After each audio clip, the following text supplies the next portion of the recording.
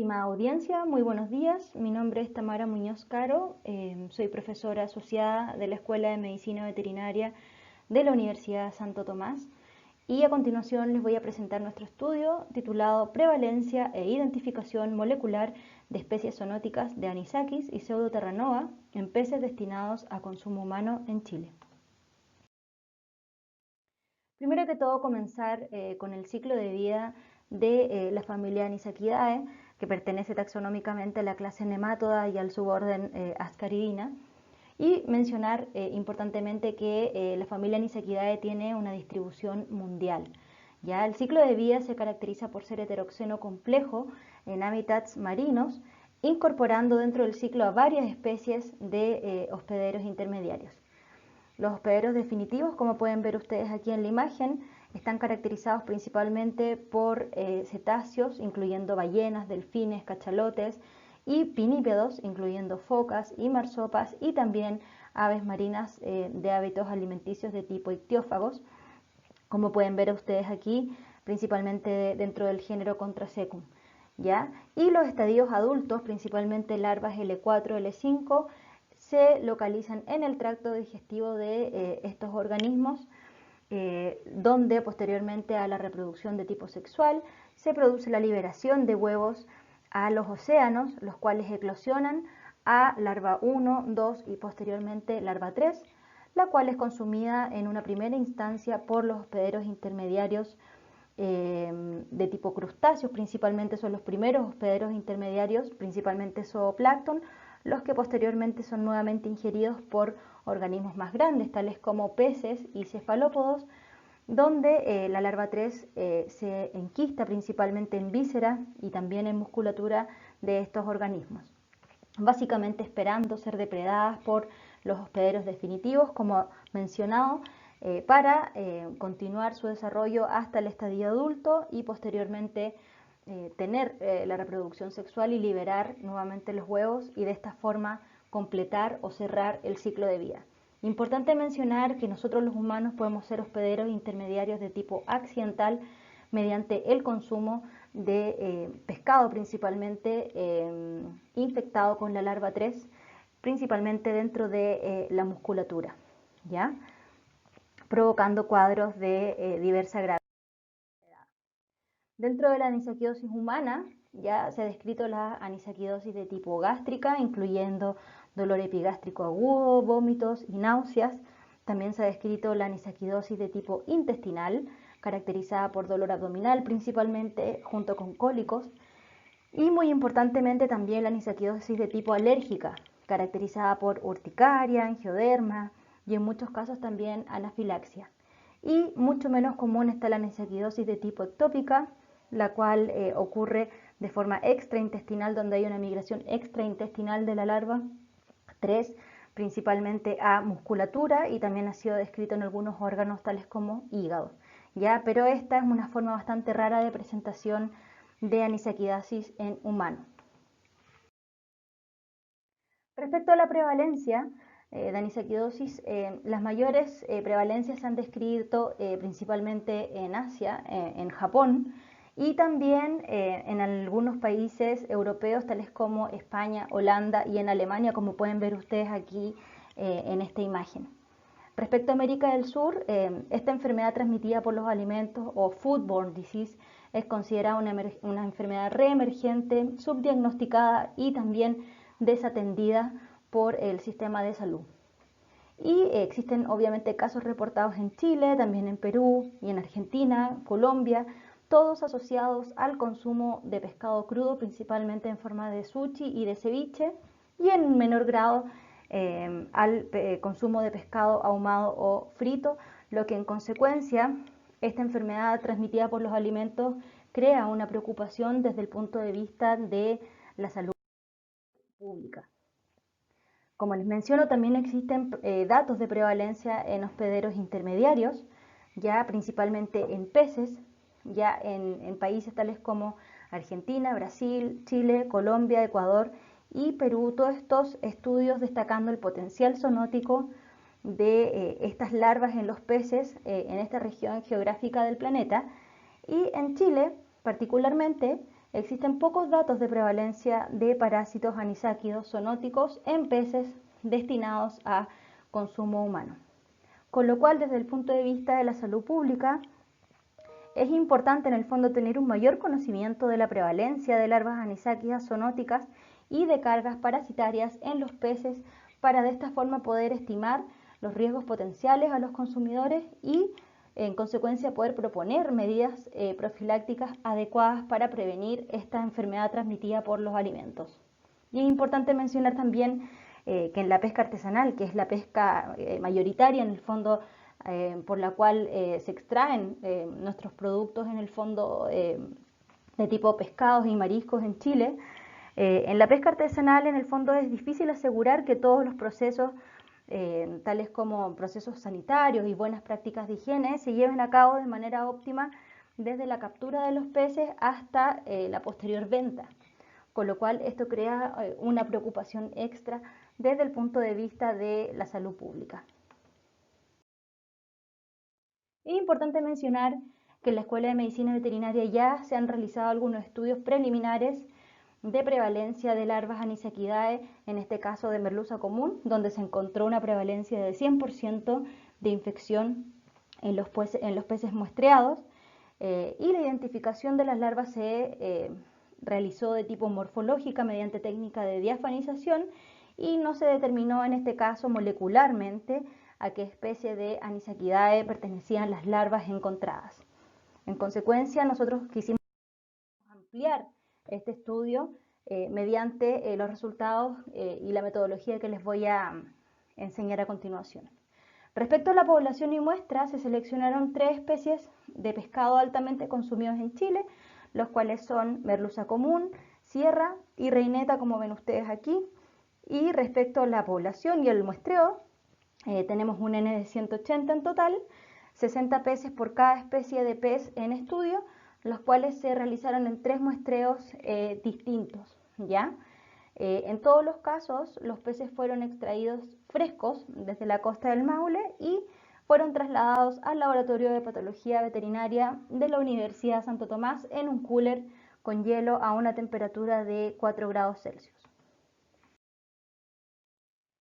Luego en el laboratorio se realizó un análisis de tipo parasitológico, primero que todo analizando parámetros morfológicos como es largo y peso total, como pueden ver ustedes en la imagen de cada ejemplar, y posteriormente se realizó la separación de la musculatura longitudinal en epi e hipoaxial en cortes máximos de 4 milímetros de grosor.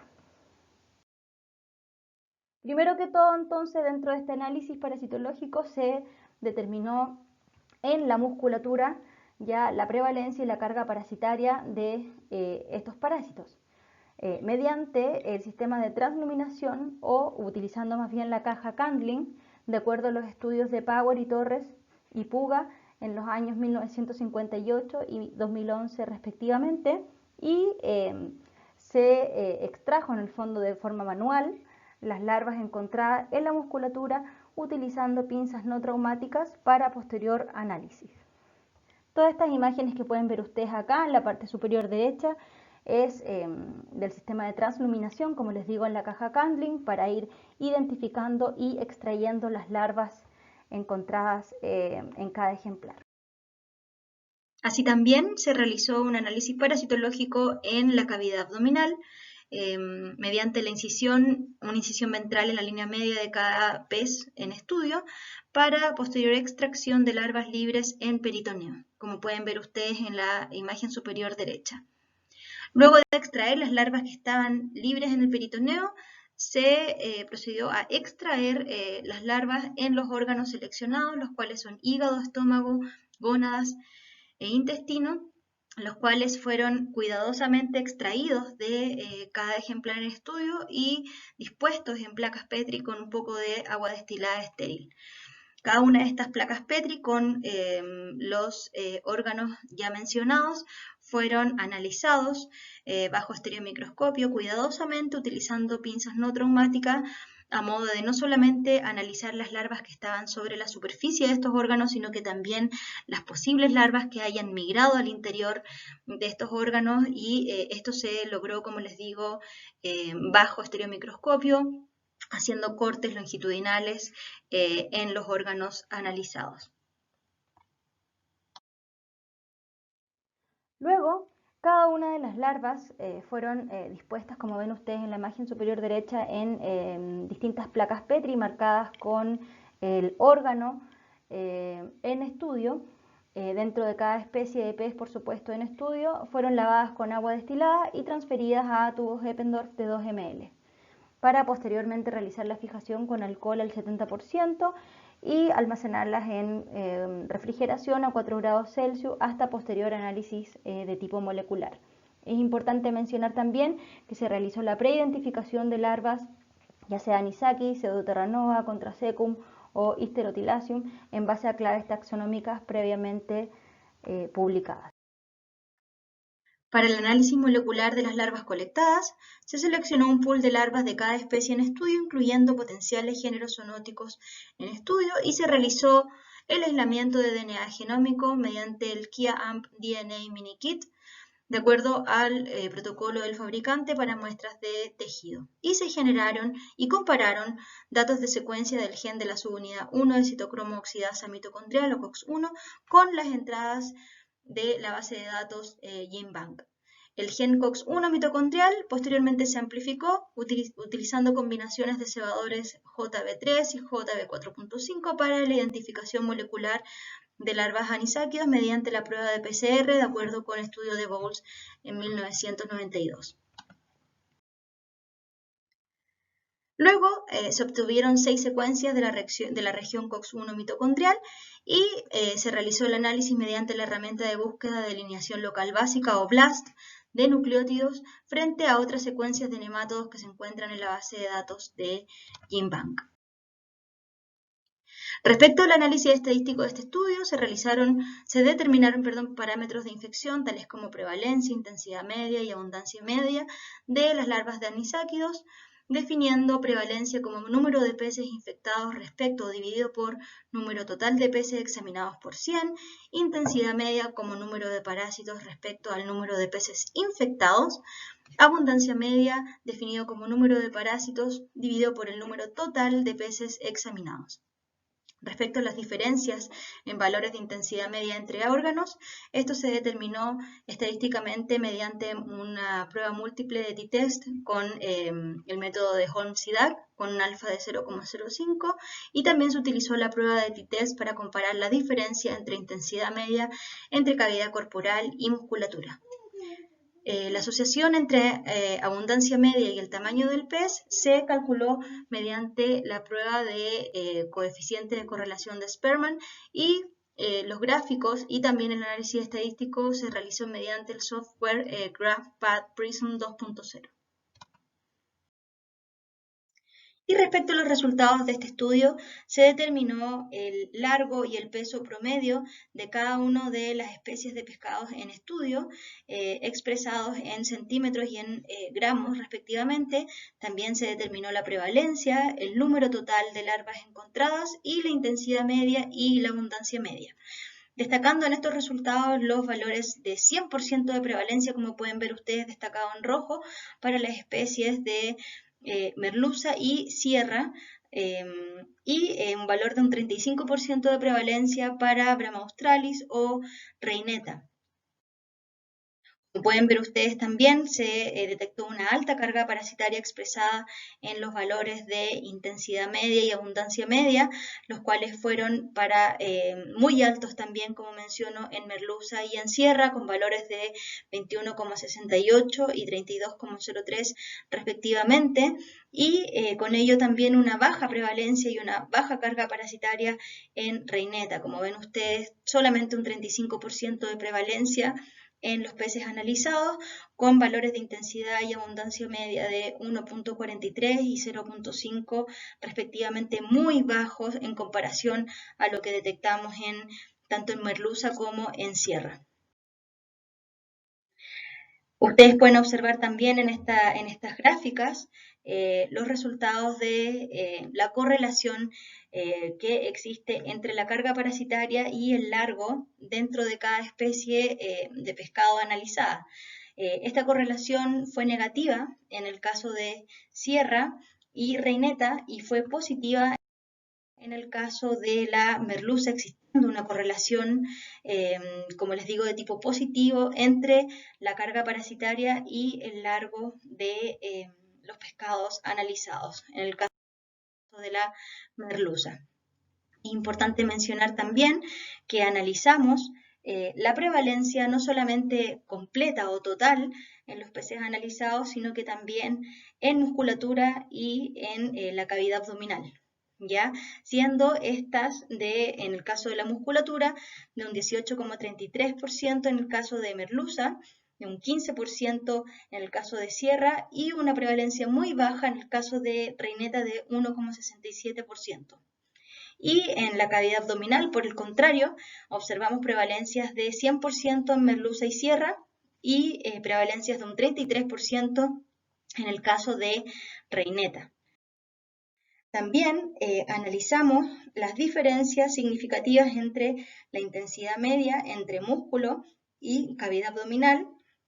de los peces en estudio, encontrando diferencias significativas entre intensidad media entre músculo y cavidad abdominal en sierra y en merluza, como ustedes pueden ver, y en el caso de Brahma australis o reineta no encontramos diferencias significativas, básicamente dado el número muy bajo tanto de prevalencia y como ven ustedes de intensidad media entre músculo y cavidad abdominal. A continuación se analizó la prevalencia y la intensidad media en los distintos órganos estudiados dentro de las tres especies de peces seleccionadas en el presente estudio. La localización o los órganos en el fondo que nosotros incluimos fueron, además de la musculatura, hígado, estómago, intestino, gónadas y cavidad peritoneal o peritoneo. Y respecto a la prevalencia, como observan ustedes marcado en rojo, se encontraron los mayores porcentajes, los mayores índices de prevalencia en peritoneo, con valores de 100% y 23,33% para sierra y reineta respectivamente, y en hígado con un 98,33% para la merluza. Respecto a los valores de intensidad media, se encontraron los valores más altos, como ven ustedes expresados en amarillo, en intestino con un 18,55 para sierra, estómago con un valor de 1,4 para reineta e hígado con un valor de 7,79 para la merluza. Ahora, si comparamos las diferencias significativas o si estimamos las posibles diferencias significativas entre los valores de intensidad media entre los órganos previamente mencionados en las tres especies de peces seleccionadas en este estudio, encontramos efectivamente diferencias significativas, por ejemplo, en peritoneo, con valores de P menor a 0,01 entre sierra y merluza y también entre sierra y reineta. También encontramos diferencias significativas de intensidad media en peritoneo con incluso una mayor diferencia significativa de P menor a 0,001 entre merluza y reineta, como observan ustedes acá en este gráfico. Y por último, en hígado también se encontró una diferencia significativa con un valor de P menor a 0,001 entre sierra y merluza estudiadas en el presente trabajo. Y los resultados del análisis molecular, como mencioné anteriormente, se realizó PCR, generamos y comparamos los datos de secuencia del gen de la subunidad 1 de citocromo oxidasa mitocondrial o COX-1 con las entradas existentes en la base de datos del GenBank y como resultado obtuvimos que en merluza se detectaron las especies Pseudoterranova cattani, Anisakis simplex y Anisakis pegrefi. En sierra se detectaron las especies Pseudoterranova cattani y Anisakis pegrefi. Y en reineta solamente la especie zoonótica de Anisakis pegrefi. Es importante mencionar que también se realizó la filogenia de estas especies anisaquidae zoonóticas encontradas, pero por motivos de tiempo no voy a mostrar esos resultados. Y dentro de las conclusiones del presente estudio es importante destacar que se encontró una alta prevalencia y carga parasitaria de larvas Anisakidae en sierra y en merluza común, lo cual esto representa un riesgo o un peligro para la salud pública de la población chilena, principalmente debido a las preferencias culinarias y hábitos, digamos, de tipo culinario en el consumo principalmente de preparaciones crudas, como es principalmente el ceviche, y hace poco incorporado ya el sushi y también otras preparaciones como sashimi. Y también respecto a los resultados de tipo molecular, de análisis molecular, se detectaron 3 especies Anisakidae zoonóticas, como son Pseudoterranova catani, Anisakis simplex y Anisakis pegrefi, en pescados altamente consumidos por chilenos. Ya esto tiene obviamente importancia en la salud pública, como acabo de mencionar, pero también desde el punto de vista epidemiológico, dado que podemos tener una mayor claridad acerca de los ciclos biológicos, los ciclos de vida de estos parásitos que están ocurriendo actualmente en estas áreas geográficas de la costa de Chile, lo cual tiene relación directa, por ejemplo, en el caso de Pseudoterranova catani con las actuales colonias de lobos marinos, Otaria flavescens, que se ubican en esta área de la costa y, bueno, en el fondo de norte a sur en el país, pero también en el caso de Anisakis pegrefi y Anisakis simplex, de migraciones potenciales, tanto de cetáceos como de pinípedos y también de peces migratorios, que justamente llegan a estas aguas ya australes de la costa pacífica y que en ese trayecto pueden en el fondo tener contacto con estos hospederos intermediarios que hemos seleccionado en este estudio y que hemos muestreado en este estudio, los cuales pueden formar también parte del ciclo de vida como hospederos intermediarios dentro del ciclo de vida de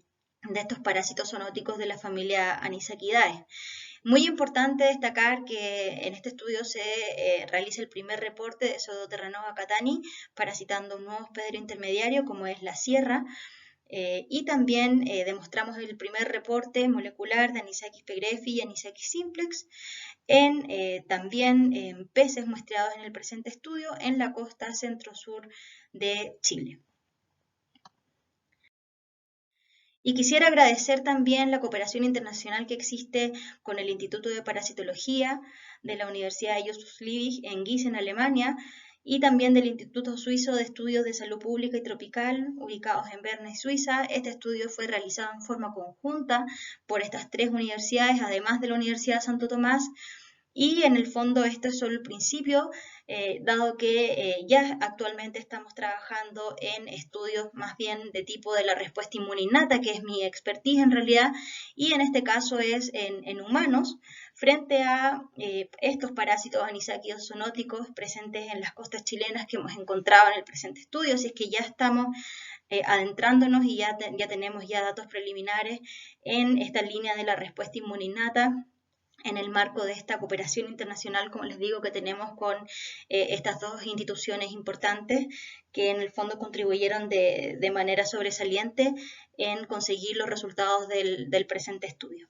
Así es que les agradezco a ustedes por su atención y quedo atenta a posibles preguntas y consultas. Muchas gracias.